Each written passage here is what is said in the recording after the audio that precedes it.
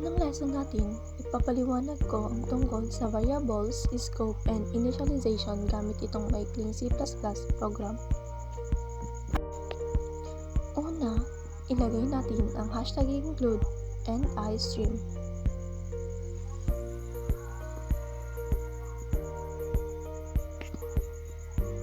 Ang sunod yan, using namespace std. Gaya ng dati, ginagamit natin ng iStream library at namespace std para magamit ang cout at iba pang basic features ng C++.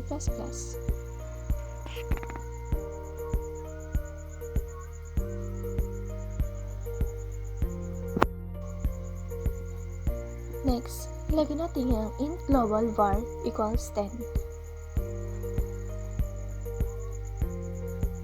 Dito, gumagawa tayo ng variable ng pangalan ay global var at value niya ay 10.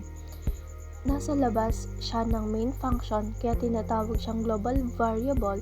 Ibig sabihin, mababasa siya ng kahit anong function sa file na ito. Ang scope niya ay buong file.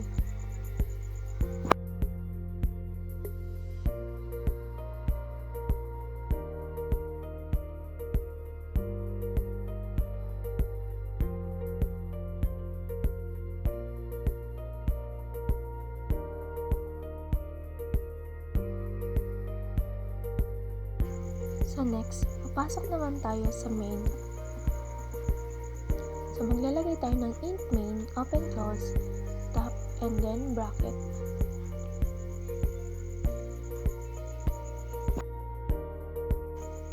Maglalagay tayo ng int x equals 5.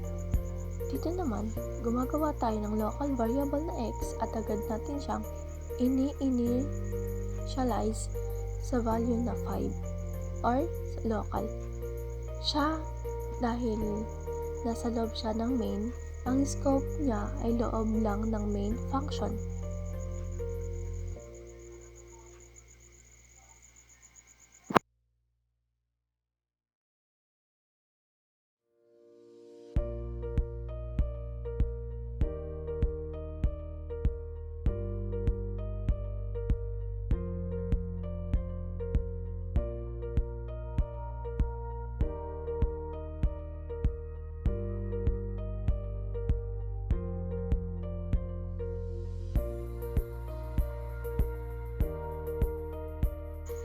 So ngayon, meron tayong if block. Dito, laging papasok ang program sa loob ng if dahil true yung condition. Sa loob ng brace, gumagawa tayo ng isa pang variable na y na may value na 20. Importante, ang scope ni y ay loob lang ng if block. Ibig sabihin, mag-exist siya habang nasa loob tayo ng brace na ito.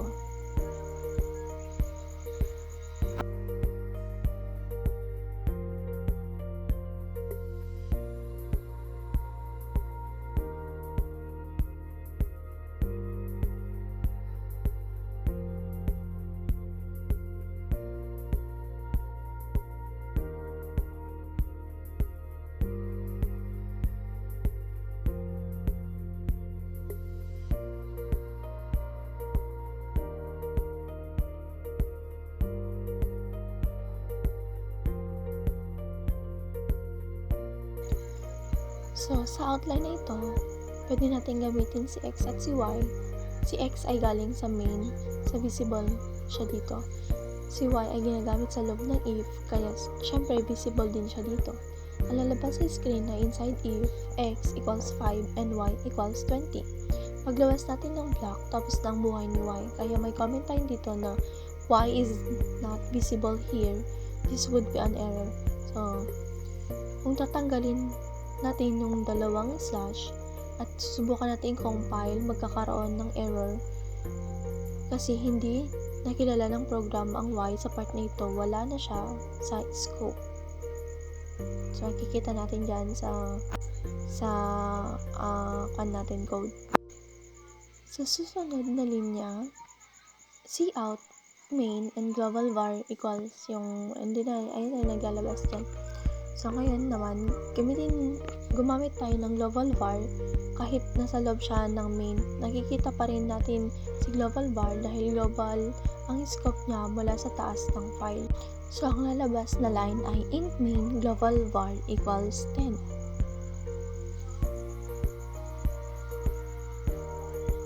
Sa dulo, maglagay tayo ng return 0. Ang ibig sabihin, maayos na natapos ang program.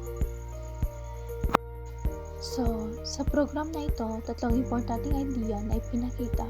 Una, initialization tulad ng int global var equals 10 at int x equals 5. Binigyan agad natin ng initial value ang variables. Second, ay ang local scope. Si x ay local sa main at si y ay local sa if block. Hindi pwedeng gamitin si y sa labas ng block niya. Third, global scope. Si global var ay nasa taas ng main kaya pwede siyang gamitin sa loob at main at sa iba pang functions sa file. So this is the final output.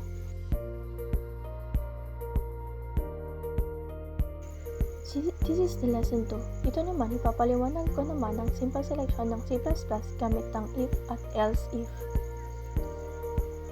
So dito sa taas, maglalagay tayo ng hashtag include and istring. And then, lagyan natin ng using name space std.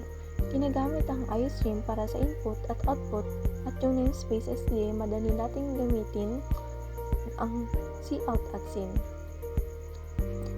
Sa main function, maglalagay tayo ng int main. Sa main function, maglalagay tayo ng int main. Ang nilalagay natin sa baba ay int score. Gumagawa tayo ng integer variable na ang pangalan ay score. Dito natin nilalagay yung grado na ita-type ng user. Halimbawa, cout, and then, enter your score. Dito, nagpapakita tayo ng mensahe sa screen para sabihin sa user na maglagay ng score. Sa baba naman, maglalagay tayo ng sin score. Ito naman ay kumukuha ng input galing sa keyboard. Anumang number na ito-type ng users mapupunta sa variable na score. So ngayon, papasok na tayo sa selection part gamit ang if at else if. So dito, makikita natin yung coding natin na nilagay tayo ng if tapos scores.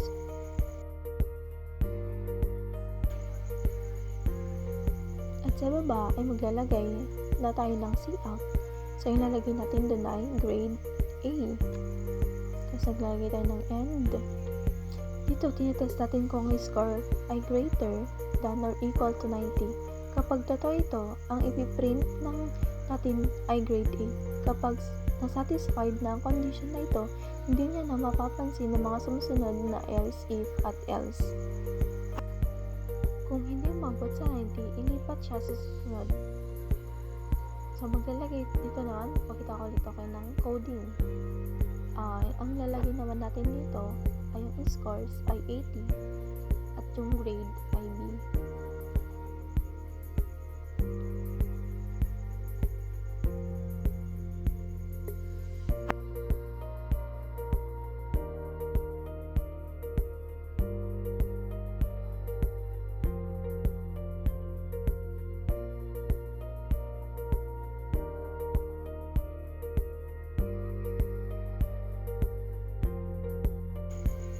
Dito naman, chine-check kung anong score ay at least 80.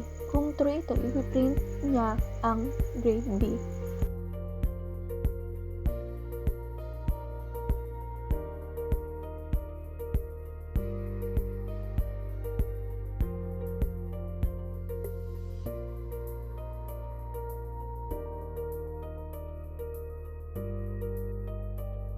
So, kung hindi pa rin, ilipat ulit.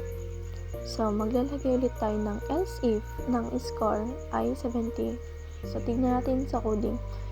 Ngayon, tinitignan naman kung ang score ay at least 70. Kapag oo, ay ang lalabas ay ang grade C.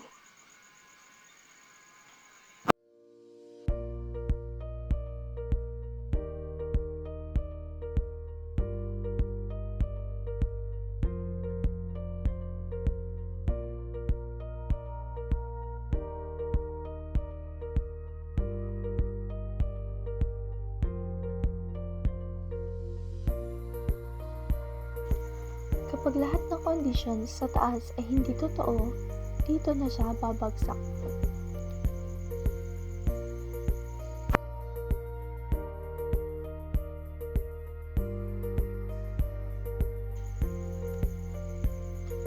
Ang else ay para sa lahat ng natitirang kaso. Ibig sabihin lahat ng scores na mas mababa sa 70, kaya ang output ay grade F.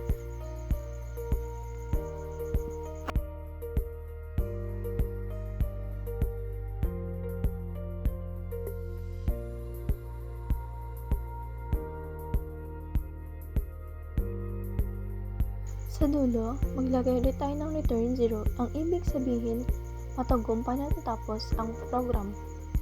Sa madaling salita, ang if-else chain na ito ay isang halimbawa ng simple selection. Pinipili ng program kung aling block ang code ang tatakbo depende sa value ng scores. Isang condition ang magiging true at isang grade ang ipiprint para sa bawat input. Yan ang example ng simple selection gamit ang if, else if, else sa C++. So makikita natin sa kapag ni-run natin to. So halimbawa i-run natin to. So ang lalabas anterior scores. So ang inilagay ko dito ay 90. So ang lalabas ay grade 8. So tama naman yun. Kasi yung nilagay ko doon sa una ay scores 90. Ang cout niyan ay grade 8. So tinry ko ulit sa ibang numbers.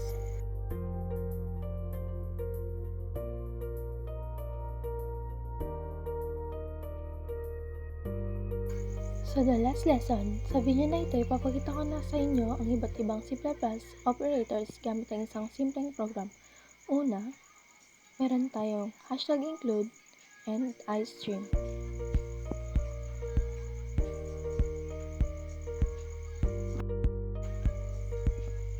Ang sunod ay maglagay tayo ng using names std gamit ang iStream library at yung namespace std, ginagamit natin yung cout para ma-print sa screen at iba pang basic features ng C++.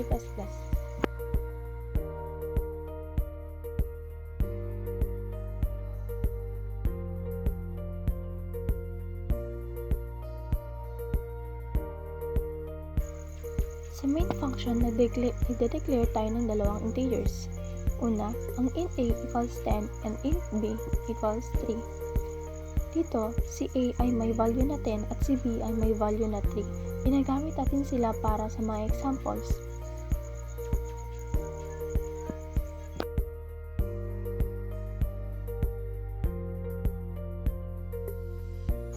Ngayon, punta na tayo sa arithmetic operators. So, ayan. Ayun ang lalagay ko, arithmetic operators.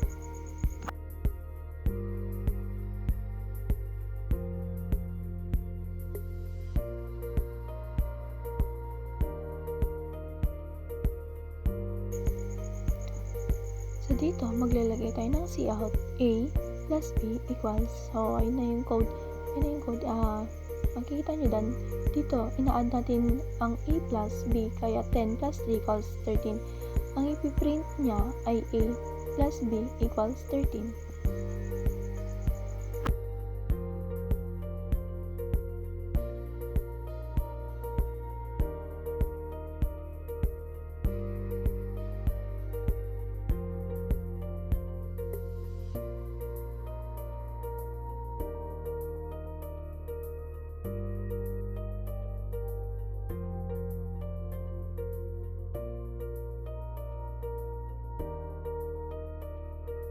So, next naman, maglagay ulit tayo ng cout. Ito naman ay ang subtraction. 10 minus 3 equals 7. Kaya, lalabas ang a minus b equals 7.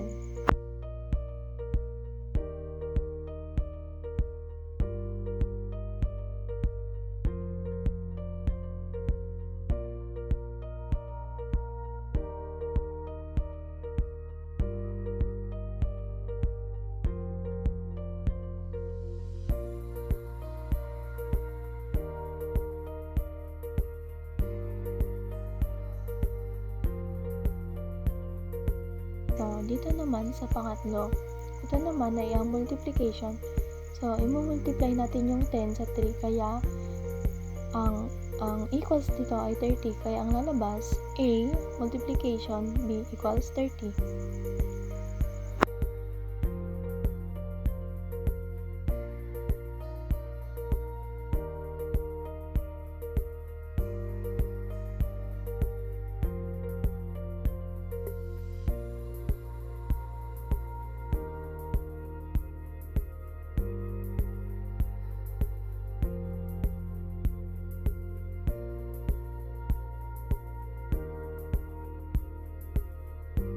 Dito naman sa pang-apat, ito naman ay tinatawag na division. Sa 10, parang slash lang, pero dahil integer sila, pupulutin niya yung decimal, kaya ang result ay 3. So, makikita natin mamaya sa coding kung bakit ganito.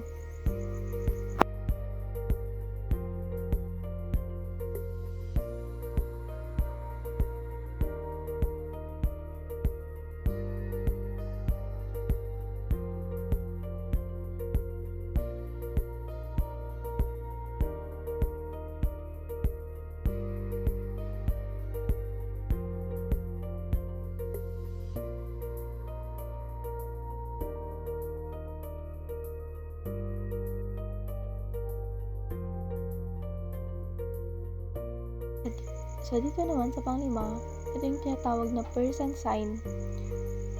Yung percent sign na ganito, ganyan, mamaya ganyan susunod sa A, ay modulo o remainder. Ibig sabihin, ano yung natira kapag dinivide natin ang 10 by 3, ang remainder ay 1, kaya A percent sign equals B ay percent sign B equals 1. So, ito lang yung arithmetic operators. Gagamit lang tayo ng addition, subtraction, multiplication, division, and percent sign.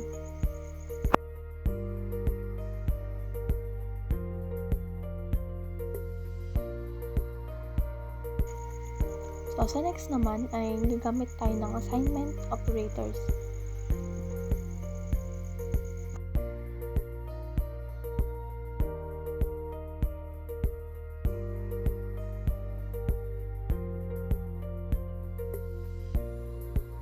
So, dito, maglalagay tayo ng int x equals 5. Dito, gumagawa tayo ng variable na x na may initial value na 5. So, next naman, maglalagay tayo ng x plus equals 2. Ito ay shortcut ng x equals x plus 2. So, from 5, magiging 7 na si x.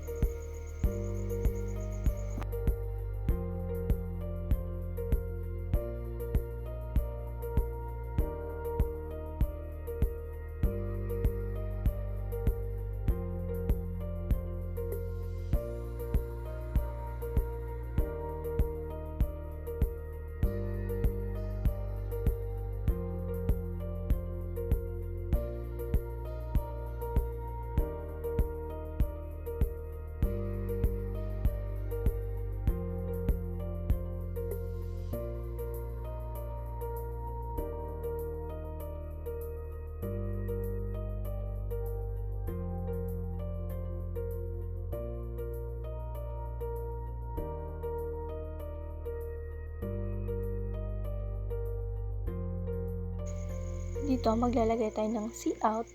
So, x after x plus equals 2. So, parang ganun lang. Tignan natin sa code. I-print niya dito ang x after x plus 2. Tapos, 7.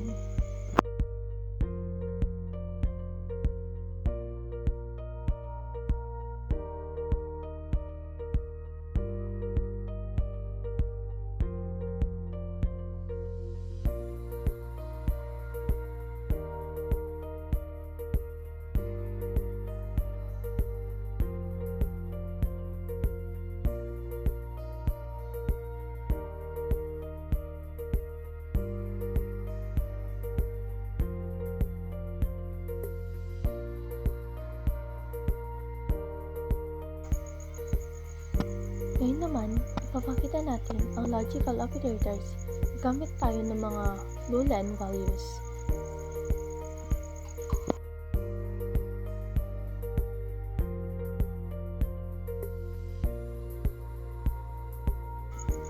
So dito naman, maglalagay tayo ng bool condition 1.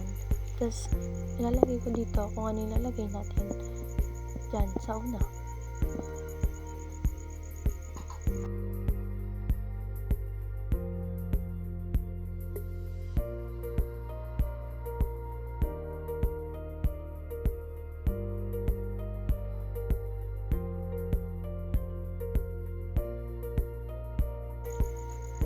Sa second naman, maglalagay tayo ng bool and cond 2. Si cond 1 ay magiging true dahil 10 tapos 3. Si cond 2 naman ay magiging false dahil 3 less than 5 ay mali. So, makikita natin dito mamaya.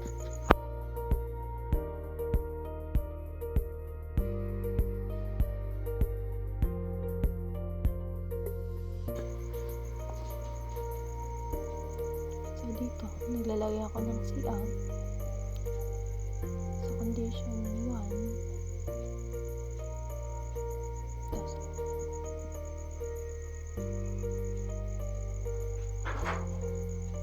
Yung dalawang sign na ganyan, yung tawag dito ay logical and. True lang siya kung parehong true. Dahil cond 1 ay true at cond 2 ay false. True and false equals false, kaya ilalabas ay 0.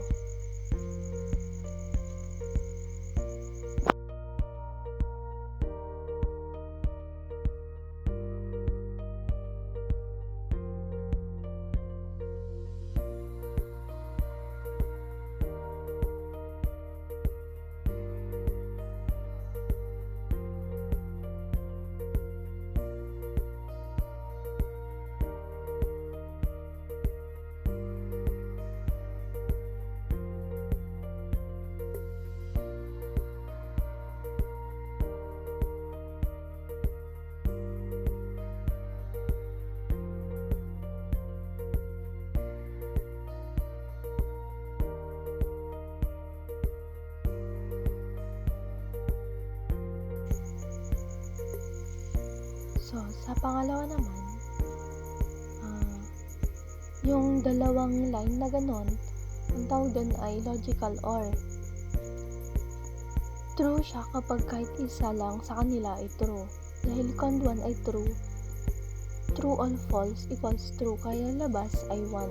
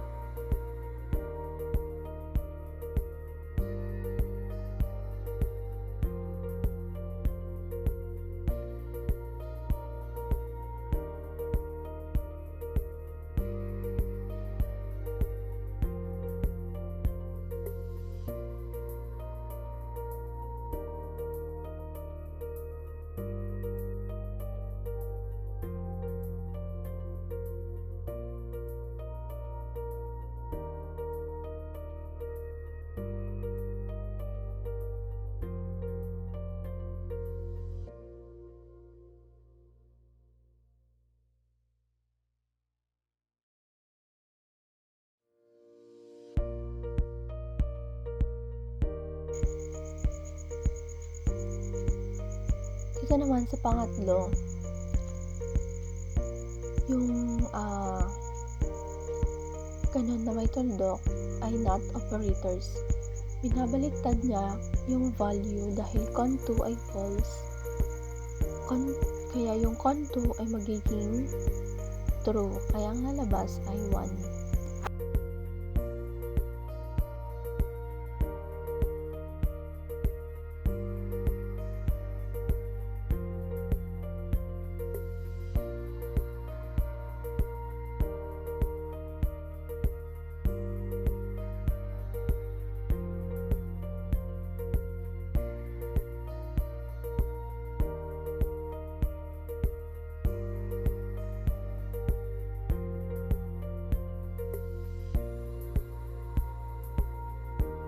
Sa program na ito, nakita natin kung paano gumana ang arithmetic operators, assignment operators, relational operators, at logical operators. Pero yung pinod ko kasi wala yung relational operators kaya tatlo lang yung andon. At nakita din natin yung mga signs na ginamit o yung mga ginagamit natin. Yan ang basic na gamit ng iba't ibang operators sa C++. So, nakikita na natin dyan yung inode ko or nirun ko. Sana po maintindihan nyo yung coding ko kasi nalilito na po talaga ako.